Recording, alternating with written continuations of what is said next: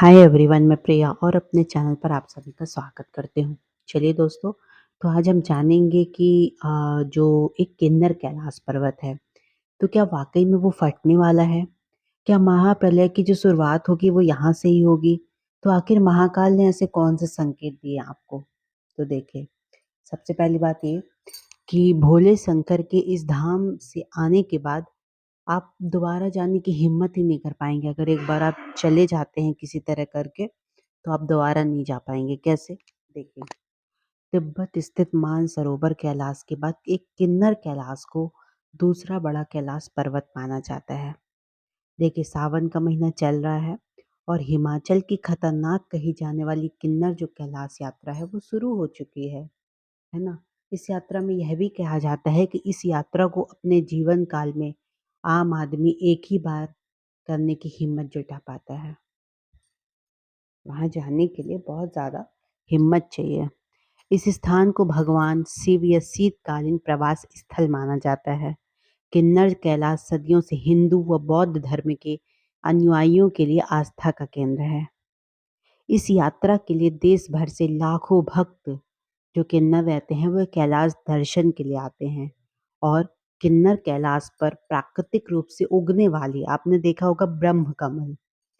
आपने वहाँ पे हजारों पेड़ आपको पौधे जो छोटे छोटे पौधे होंगे वो देखने को मिलेंगे, है ना? फिर दूसरी बात है कि जो भगवान शिव की तप स्थली है ना, किन्नौर के बौद्ध लोगों को और हिंदू भक्त की आस्था का जो केंद्र है, किन्नर कैलाश स्थित जो शिवलिंग की ऊंचाई है कहते हैं 40 फीट और चौड़ाई 16 फीट है।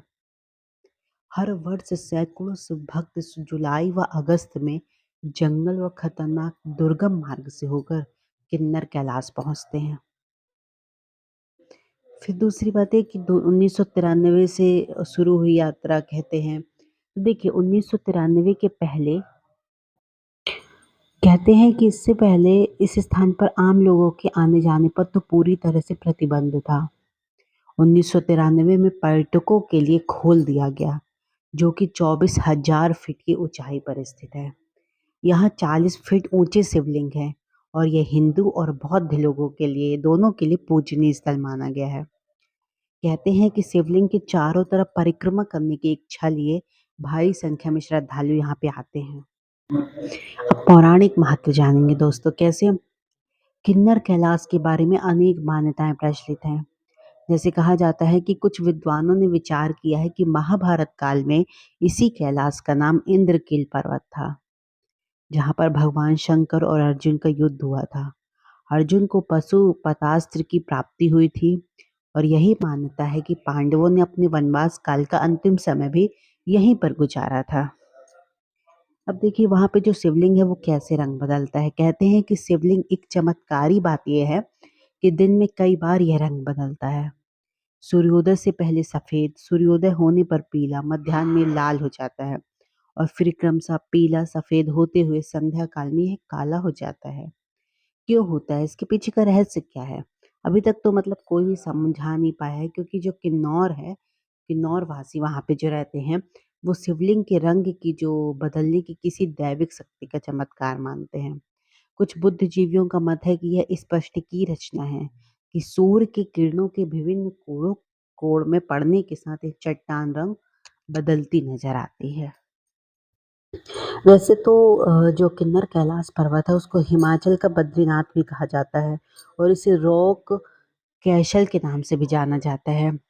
इस शिवलिंग की परिक्रमा करना बड़े साहस और जोखिम का कार्य है। कई से भक्त जोखिम उठाते हुए स्वयं को रस्सी से बांधकर यह परिक्रमा पूरी करते हैं और पूरे पर्वत का चक्कर लगाने में 1 सप्ताह से कम 10 दिन का समय लग जाता है। देखिए, ऐसा भी कहते हैं कि कुछ भविष्यवाणी मतलब करने वालों का कहना है कि जब कलयुग अपने अंतिम चरण में पहुंचेगा, तो सबसे पहले जो चेतावनी है वो किन्नर कैलाश से आएगी। शिव की जो समाधि है वो टूट जाएगी और हिमालय की चट्टानों से आवाज उठेगी, जो कि पूरे ब्रह्मांड में गूंजेगी। अच्छा, एक बात बताइए, सवाल यह है कि आखिर चेतावनी क्या शुरू हो चुकी है? सबसे पहली बात, शिवलिंग ने अचानक दिशा क्यों बदल दी? जमीन के नीचे अजीब ऊर्जा क्यों है? रात में वो चमकती रोशनी किसकी है? और आपने देखा साधु संत इतने ज़्यादा थे, वो कहाँ गायब हो गए? देखिए, ये सवाल नहीं है, ये संकेत है। आपने देखा होगा पहले के समय में ज़्यादातर यज्ञ होते रहते थे, साधु संत आते रहते थे, हर चीज़ होता था, लेकिन वो दिन-प्रतिदिन अब गायब हो रहा है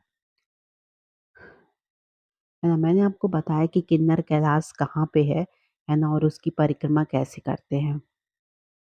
चलिए, देखिए, महाकाल ने कैसे संकेत दिया, ऐसा माना जाता है कि जैसे किन्नर कैलाश का रंग बदलना, जैसा कि मैंने अभी बताया आपको है ना, येलो हो जाना, उसके बाद लाल होकर काला हो जाना, तो कभी-कभी लालिमा आ जाना, ये संकेत हैं। कहते हैं 5 पास के जो गाँव है ना, वहाँ पे अजीब ध्वनियाँ आती हैं। तपस्वी द्वारा देखे गए हैं तेज रोशनी के गोले।